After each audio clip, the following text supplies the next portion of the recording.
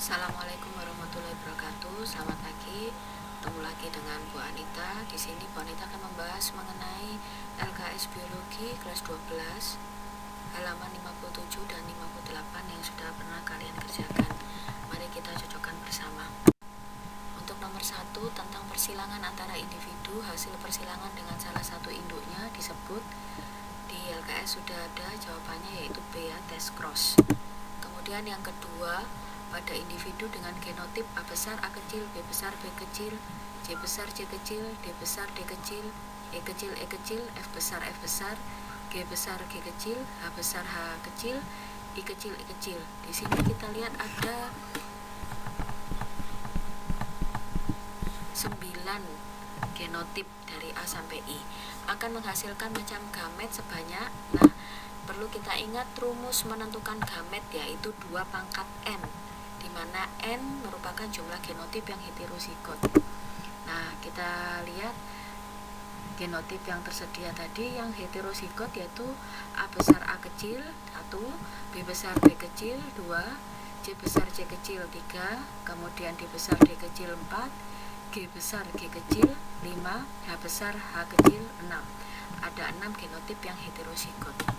Kemudian kita hitung 2 pangkat 6, yaitu 64. Nah, itu adalah jawabannya. Kemudian nomor 3, persilangan antara biji bulat kuning B besar K besar dengan biji kisut hijau B kecil K kecil akan menghasilkan filial kedua, keturunan kedua dengan kemungkinan biji kisut sebanyak. Silakan diingat kembali di PowerPoint yang sudah dibagi Bu Anita. Di situ ada hukum Mendel yang kedua. Nah, seperti ini. Ini adalah persilangan dari nomor 3. Yang ditanya adalah biji kisut kuning ya. Yang ditanya adalah biji kisut kuning di LKS. Nah, yang mana biji kisut kuning yang ini?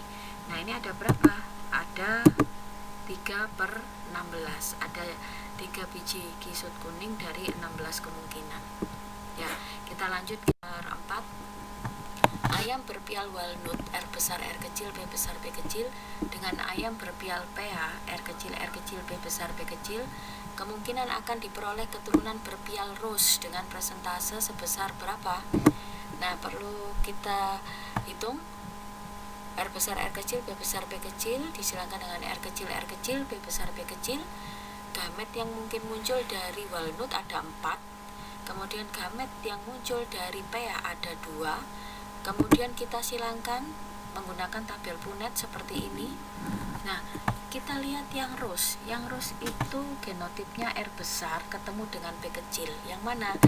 Nah, ini ada 1. Jadi jumlah anak yang berpial rose R besar ketemu B kecil ada 1 dari 8 kemungkinan dikalikan 100%. 1/8 kali 100% yaitu 12,5%. Itulah jawabannya. Kemudian nomor 5, jenis penyimpangan semu hukum Mendel yang memiliki rasio 9:3:4 dari hasil persilangan. Filial kedua adalah Cryptomery. Bisa dibuka lagi di LKS-nya atau di PowerPoint penyimpangan semu hukum Mendel.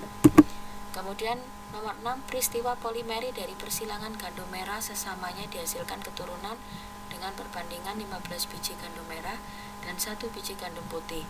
Genotip parental yang disilangkan, nah ini juga bisa dilihat di PowerPoint penyimpangan semu hukum Mendel. Jawabannya adalah E. Kemudian yang nomor 7, sistem penentuan jenis kelamin pada kecoa adalah, karena kecoa adalah serangga, jadi penentuan jenis kelaminnya adalah tipe XX atau X0. Di LKS juga ada. Kemudian nomor 8, perkawinan antara kucing jantan kuning XB kecil Y dengan kucing betina hitam XB besar akan menghasilkan. Berarti di sini sudah diketahui bahwa kuning itu adalah XB kecil, hitam adalah XB besar. Nah, kita silangkan XB kecil Y, gamet yang mungkin muncul adalah XB kecil dan Y, disilangkan dengan betina yang XB besar. Nah, kemungkinannya hasilnya seperti pada tabel Punnett. Dihasilkan jantan hitam dan betina Kaliko ini yang genotipnya heterozigot. Kemudian nomor 9, pindah silang antar kromatid dari pasangan kromosom homolog sering terjadi pada saat profase 1.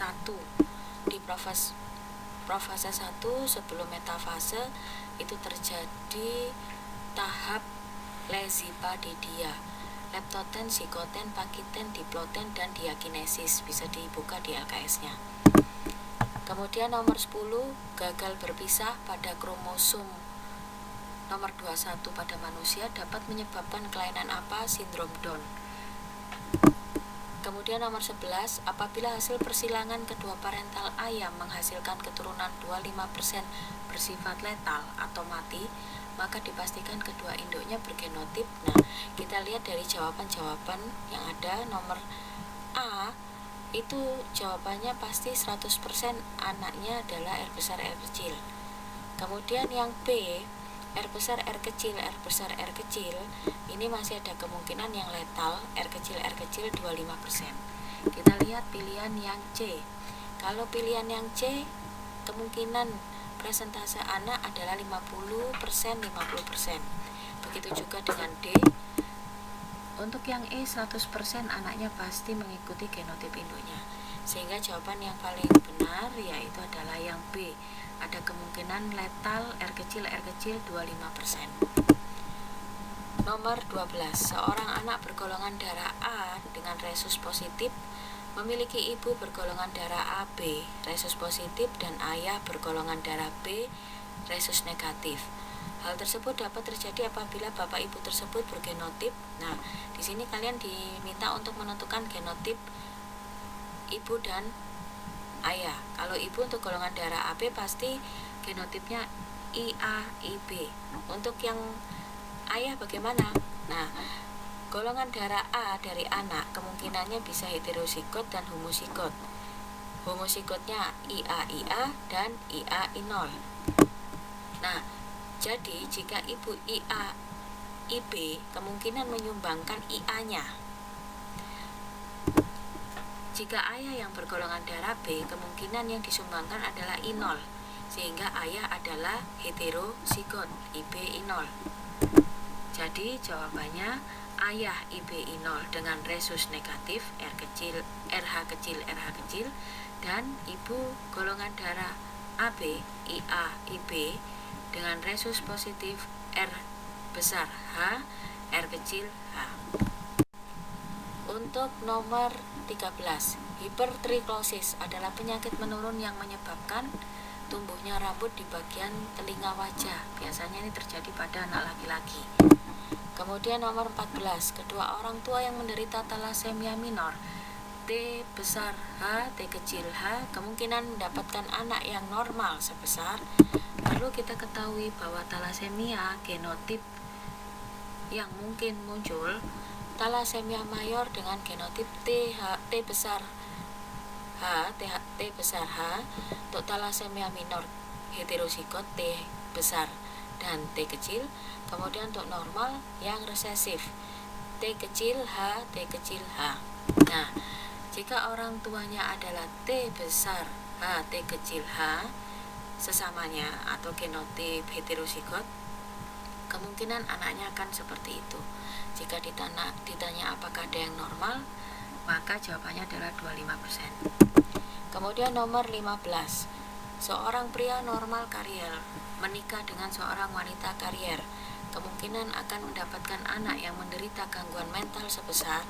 Di sini juga kalian harus mengetahui bahwa gangguan mental dan normal genotipnya bagaimana. Gangguan mental di bawah genotip resesif yaitu B kecil. Untuk yang B besar normal, B besar B kecil dia normal namun pembawa atau karier. Nah, kita silangkan jika orang tuanya semua karier B besar B kecil, gamet yang mungkin muncul B besar dan B kecil, keturunannya yang gangguan mental ada B kecil 1 dari 4 kemungkinan. Jadi jawabannya 1/4. Nah, sekian penjelasan pembahasan kita untuk LKS halaman 57 dan 58. Silakan dijawab ditulis di LKS masing-masing. Nanti akan ada jadwal pengumpulan LKS setelah penilaian akhir semester. Terima kasih. Wassalamualaikum warahmatullahi wabarakatuh.